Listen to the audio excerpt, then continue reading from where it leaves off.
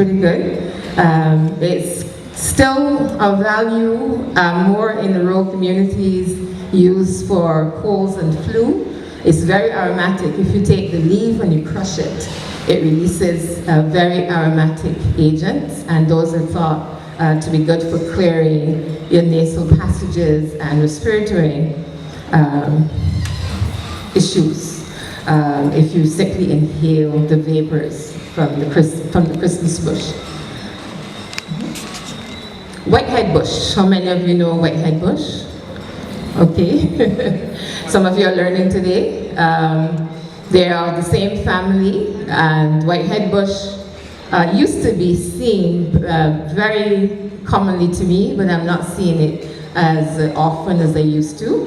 But I understand that it had a number of applications. It could be used for skin irritation, and the interesting one, which I am yet to check out scientifically, is that it was used to scrub floors. There was something whitening about the white heads on that bush. Yes, I can see the hands being raised. I'll give you an opportunity to make contributions at the end, but I'm glad to see that you're engaged. And fig to eat, how many of you know fig to eat?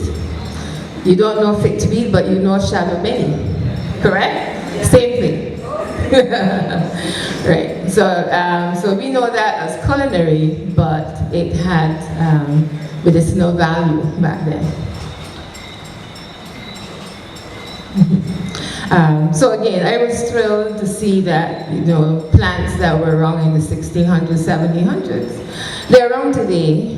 They're struggling because we're not protecting them, and that is one of the areas that I want to improve. So the image provided here, what does that convey? We see them working in a line. We see them working with tools. They have no shoes, skin exposed. Some have got their heads covered. But that tells me that these people are susceptible. They're susceptible to wounds on the feet. They're susceptible to overexposure of the skin. They're susceptible to being out in the sun for extended periods. These are people that will need healing. And where did they find their healing? So again, in my searching, I came across this interesting book written by a Dr. Collins, and he was quite adamant.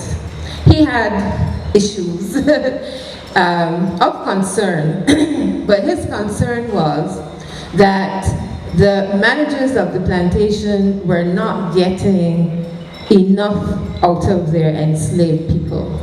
He felt that the rate of mortality was too high, and he thought for certain he knew how that rate could be decreased by identifying what was causing the rate of mortality. And he was quite eloquent in writing, and you could get caught up in reading his eloquence, but at the bottom of it, he really was saying, well, if you want to get the most out of these souls that you're bringing to the islands, you need to manage them better and manage them in terms of health care. So even though he would not have been 100% genuine in caring for those peoples, I do believe that putting structure into recognizing what the illnesses were, and some structure into how we could treat them for those illnesses really did have benefit. We cannot deny that. So what are some of the structures that he observed? So he found that colic, diarrhea, dysentery, sore eyes, measles, rheumatism, we can all see that clumped together in terms of the effects of that harsh living and exposure. He also felt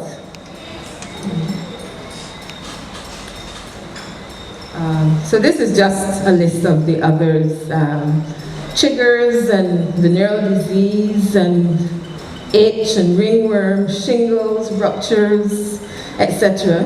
You can go ahead.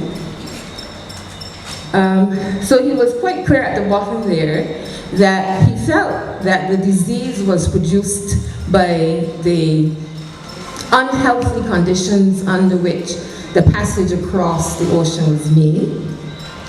He felt that persons were not adapting to the change in climate. The diet was not acceptable, and labor. But he pointed out labor, not exactly sure what he meant there, but he saw that as a cause of disease, and probably again in terms of managing time of hours out, maybe you could shorten them a bit, things like that. These are assumptions on my part. So I found it interesting, some of the recommendations he made. So let's look at this one.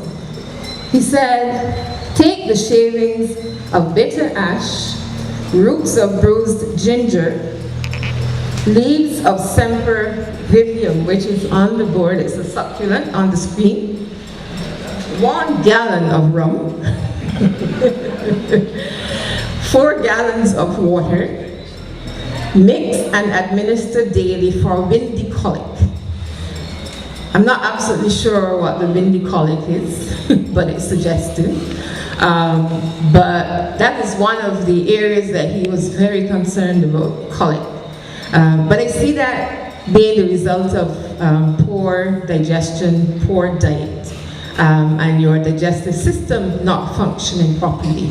And he thought that this was a remedy. Then he said, and I'll read again, if pain persists from colic, administer 1.5 spoonsful of castor oil, 25 drops of liquid laudanum. Laudanum is an opioid extract.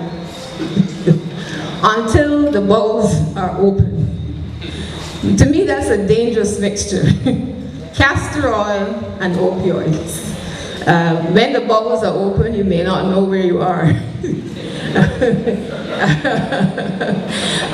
But he thought that that was, again, a remedy for colic. So colic was one of his issues, and again, I'm saying it was due to poor diet.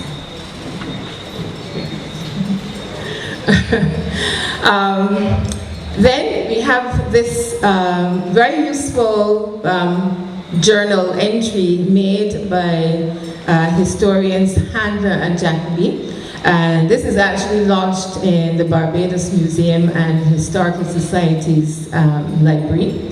And they were able to identify 60 plants that were used in what they call slave medicine, which I restate that as medicine of the enslaved, because I do not like the label slave. No one is a slave, you become enslaved. And the quotation there says that the early healing practices of Barbadian enslaved had their roots in the traditional West African medicine, which involved the use of plants. And that goes without saying. And in the work that I've been researching, there is a lot of common practice in terms of the families of plants that were looked to. And that only speaks to the source of the tradition. There is a colleague who also did some work in Suriname, and she was looking for linguistic evidence to show that the language, the bioculture was there in terms of naming plants and finding them. And she saw in Suriname, among those populations that were somewhat isolated, that the linguistic evidence was there. They were calling their plants by names that were used along West Africa, and I think castor oil was one of those plants. So again, this is simply reinforcing for me the value of the plants then relative to now. So that list you see there are plants that were recognized by this botanist, James Dutton Maycock, and he has a book, I think in the Belkin collection, and look at the title, A Catalogue of Indigenous naturalized and cultivated plants in Barbados. And we can see names here that we know. Of course, aloes, the Christmas bush, whitehead bush, which we looked at, pride of Barbados, bellyache bush, black sage, castor oil, cashew, Barbados cherry, fat pork, wormwood. It is an extensive list, and I just extracted a few. But the point is, there is where our diversity was, and it's slipping away. So, what was in the first aid kit of the enslaved? What I'm going to do from here on in, as we get to the end of the talk, is I'm going to look at how the plants were categorized for their effectiveness. We see what I spoke about in terms of linguistic evidence, and also what we find is that if a family of plants is used in the Caribbean, and we see that same family of plants used along West Africa.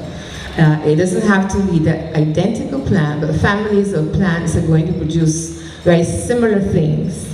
And in recognizing the physical traits of a family, we found that the enslaved persons on the island were using plants that were very common to the plants that were used in West Africa. And not that we need to know that in terms of bringing the evidence to show it, but it helps when you can indeed demonstrate by doing tracing in literature. So we're going to start what we call sudorifics. How many of you have heard that term before? Not one person. So a sudorific, interestingly, was used to promote sweating as a cooling mechanism.